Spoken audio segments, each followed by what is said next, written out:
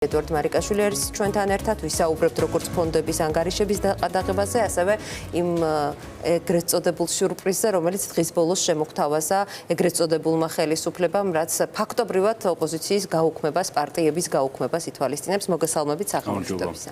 Სახელმწიფოების. კეთილი იყოს ჩემი ფიქრით მას გადაცემაში და მე წარმატებები ვისურვებ. რა ახსნა აქვს აპელაციოს უარს და ზოგადად აი ფონდებთან ასეთ დამოკიდებულებას აქ ხო ლაპარაკი არის ადამიანების დახმარებაზე და ქველმოქმედების სახელით ხელისუფლებაში მოსული ოლიგარქი პრინციპში ადამიანების დახმარებას კრძალავს. კი ბატონო, დასაბუთება როგორც სხვა მსგავს შემთხვევაში არ არსებობს, რამდენიმე წინადადება არის, ზოგადი ჩანაწერები საიდანაც რეალურად არაფრის წაკითხვა, ხელშესახების წაკითხვა არ შეგიძლია სამართლებრივი არგუმენტების თუ რატომ ერთ შემთხვევაში დააყადაღა პირველ ინსტანციამ და შემდგომ აპელაციის სასამართლომ არ გაითვალისწინა ჩვენი საჩივად. ერთი რაც უნდა ითქვას არის ის, რომ ეს გამოძიება, რომელიც მიმდინარეობს, არის ასე ვთქვათ, საკმაოდ საშიშია და ძალიან გავს ექსტრემიზმის საქმეების გამოძიებას ბელარუსსა და რუსეთში, როდესაც ესეთი ზოგადი გამოძიებები იწყება, რომელიც შეგიძლია რომ ყველას შეახო, ვინც არ მოგწონს და ვინც შენს ინტერესებს, ასე ვთქვათ, ეწინააღმდეგება. მსგავსი გამოძიება არის, უბრალოდ ჩვენ შემთხვევაში არ გვაქვს ექსტრემიზმის დამსჯელი მუხლი სისხლის სამართალში თორე ალბათ არის საბოტაჟი, ხო? ამ მუხლით დაიწყებდნენ გამოძიებას, მოიფიქრეს საბოტაჟის მომზადება, რაღაცა უცხო ტრული სახელმწიფოს ინტერესების გატარებაში დახმარება და ფულის მობილიზება, რესურსების მობილიზება, ასევე საქართველოს ინტერესების წინააღმდეგ საქმიანობის დაფინანსებისთვის.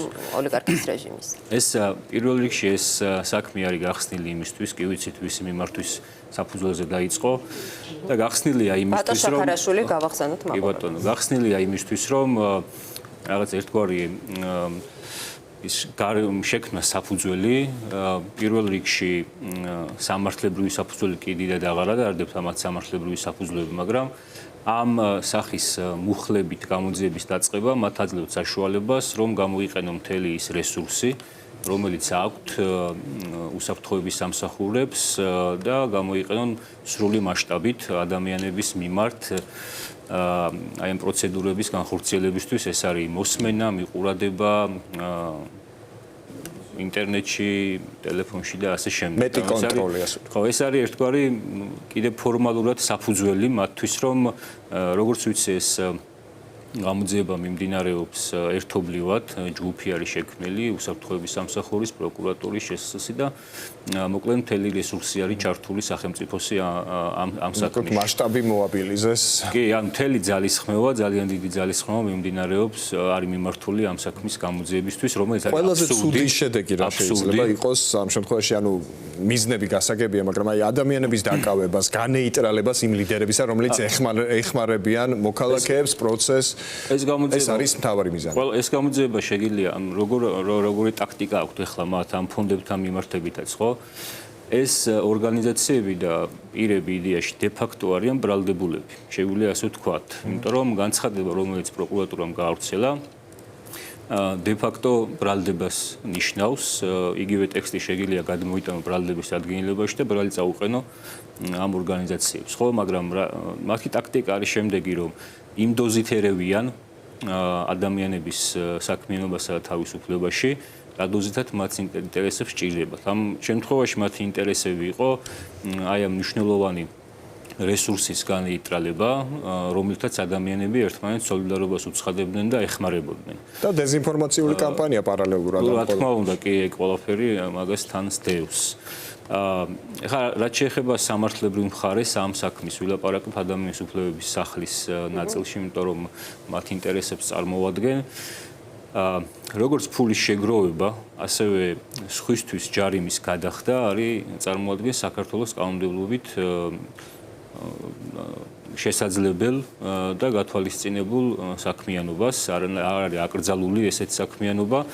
და ხო, ნუ ახლა უკვე არის ამ გამოძიებით გამოდის, მაგრამ ცალკე აღებული ესეთი აქტივობა არ არის კანონსაწინააღმდეგო. შენ შეგიძლია რომ ფული შეაგროვო და სხვას გადაუხადო ჯარიმა, მათ შორის აქ წესით უნდა ნორმალურ სახელმწიფოში სახელმწიფოს ინტერესებიც ჰქონდეს თავისი რომ ჯარიმა რომელიც გამოიწერება ის უნდა აღსრულდეს და ბიუჯეტში თანხა შევიდეს ხო და ამ თანხის ბიუჯეტში შესვლაში ეხმარები მათ შორის იმ ინსტიტუტებსაც რომლებიც ამ ჯარიმას გამოსცემენ და ასევე ნებისმიერი სხვა ცალკეული სიტუაცია რო აიღო რომ მაგალითად შენს მეგობარს შენს ნაცნობს ან ნებისმიერ სხვას ჯარიმა გადაუხადე და შენ გადაიხადე მისი სახელით. როგორც საგადასახადო სისტემა, ასევე სხვა ნებისმიერი კანონმდებლობა გააძლევს ამის საშუალებას, რომ ესეთი აქტივობა განახორციელო.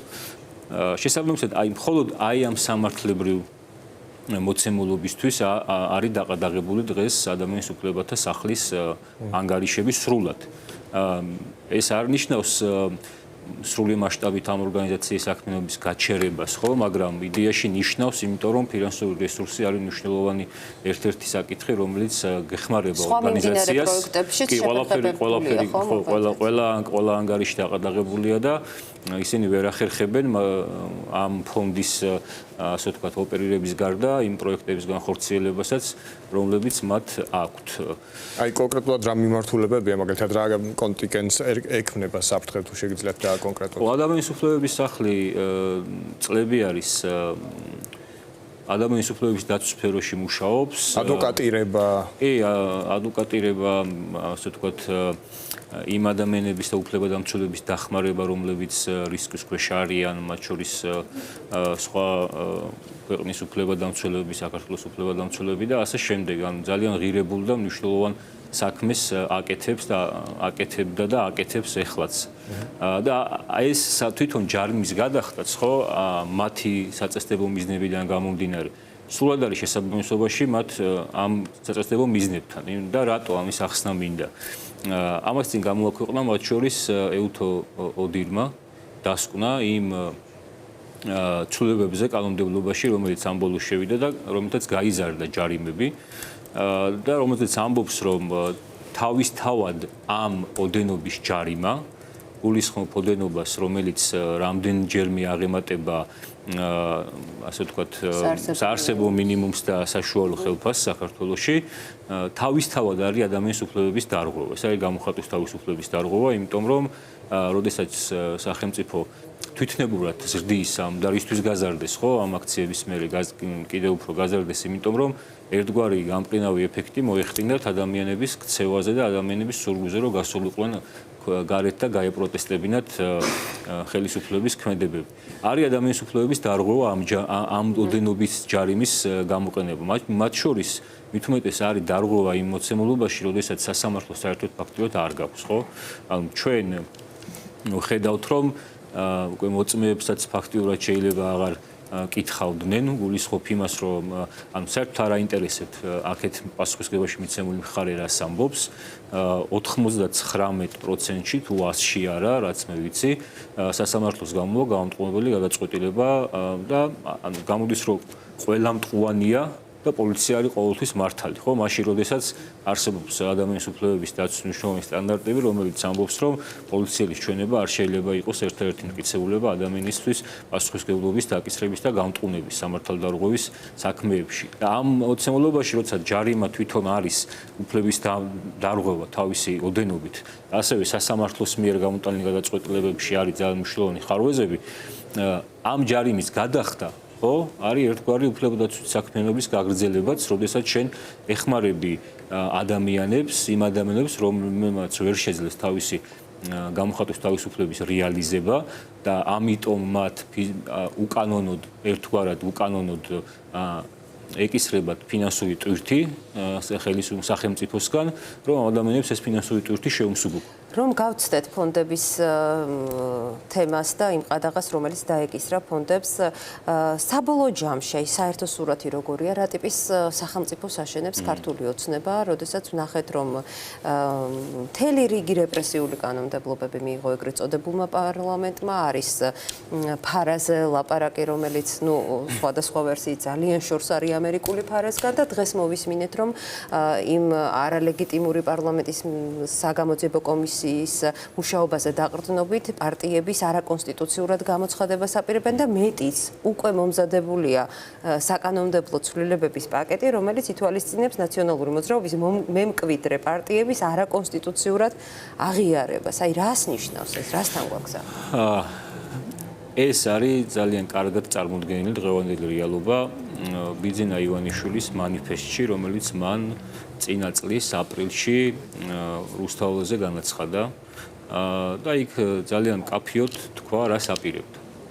და თუ უნდა ვინმეს გაიგოს რა უნდა ივანიშვილს და ქართულ ოცნებას, უნდა უბრალოდ კარგად მოусმინოს, იმიტომ რომ ისინი ამბობენ იმას, რის გაკეთებასაც აპირებენ, განსაკუთრებით ბიძინა ივანიშვილი. ამ შემთხვევაში ხო მან თქვა ორი ძალიან მნიშვნელოვანი რაღაც. ერთი, მაშინ გააკეთა აქცენტი ცენტრალურ საარჩევნო კომისიასა და სასამართლოზე და თქვა, რომ ეს ორი ინსტიტუტი იყო ხელშეუხებელი და არ დაუშვებდა არავის ჩარევას მათ ცვლილებაში, რეფორმაში და ასე შემდეგ. და მეორე თქვა მან, რომ ის არ იყო არც იანუკოვიჩი და არც ივანიშვილი, არც შევარდნაძე, რაც ორი ეს საკითხი ერთმანეთს რო დაუკავშირო, ნიშნავს იმას, რომ მაშინ გადაწყვეტილი იყო არჩევნების წინასწარ ბედი და არ იქნებოდა არც ერთი ინსტიტუტი, რომელიც მათ შორის სასამართლოს სახით, რომელიც გადასინჯავდა ამ წინასწარ გადაწყვეტილ შედეგებს. და ესეც მოხდა, ხო, ჩვენ ვნახეთ პროცესები, რომელიც განვითარდა და ვნახეთ მათ შორის სასამართლოში განვითარებული პროცესები, თეთრი წყაროს მოსამართლის შემდეგ აპელაციაში მიმდინარე პროცესები 26 საათიანი სხდომა, როდესაც სასამართლო სისტემამ ბეჭედი დაუსვა იმ შედეგებს, რომელიც ცენტრალურ საარჩევნო კომისიამ დაწერა.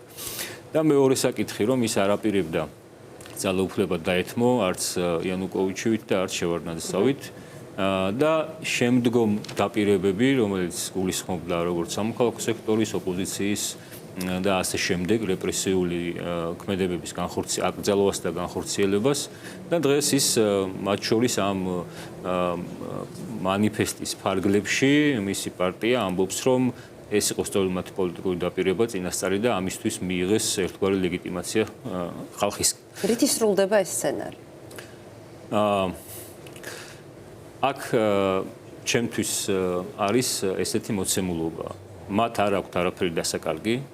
ჩემი აზრით ისინი უბრალოდ ცდილობენ, რომ რაც შეიძლება დიდხანს გაძლონ, რომ აი საერთაშორისო გეოპოლიტიკურ გადალაგებაში იქნებდა იმ ხარის მოხდნენ, რომელიც მათი ხელისუფლების შენარჩუნებისთვის იქნება ხელსაყრელი და არ აქვთ დასაკარგი არაფერი და მიდიან ბოლომდე იმ რეპრესიებზე და იმ სცენარით, რომელიც ამ პროცესებში ლოგიკურია, ხო? ანუ ამ პროცესებში მათთვის ლოგიკური არის, რომ ავტორიტარიზმის სტაბილიზაცია მოახდინონ.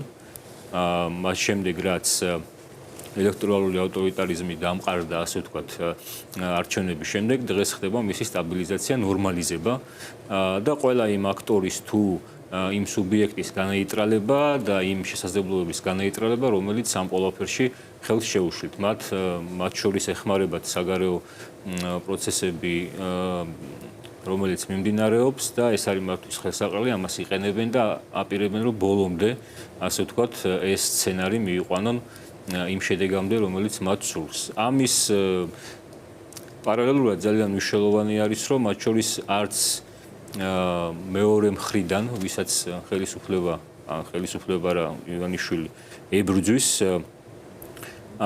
არ იყოს უკან დახევა. თუ კი ისინი არ იხევენ უკან, მაშინ ერთადერთი ამ უკან დახევის ვერანაირ ნიშანს ვერ ვხედავთ, ჯერ რომ ხალხი დგას. კი, მაგას ვამბობ, კი, ამდენი დღეა, 4 თვე უწყვეტი აქციებია და როგორც ჩანს, ეს ხმა კარგად მიდის ვაშინგტონამდეც. კი ბატონო, კი და ანუ ხო, როგორც ოპოზიცია იქნება, სამოქალაქო სექტორი იქნება, აგერ ფარა მოდის ძალიან მალე იქნება, ასე ვთქვათ, მიღებული და ალბათ ორ თვეში აღსრულებული.